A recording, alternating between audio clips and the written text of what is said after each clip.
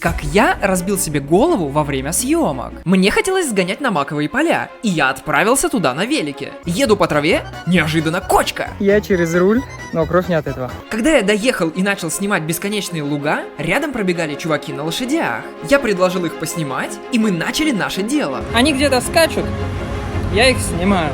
Они скачут ко мне, я их снимаю. За дроном-то, когда снимаешь, не следишь, не смотришь, где он. Я спустился слишком низко. И дрон летит в меня. Подпишись, чтобы не быть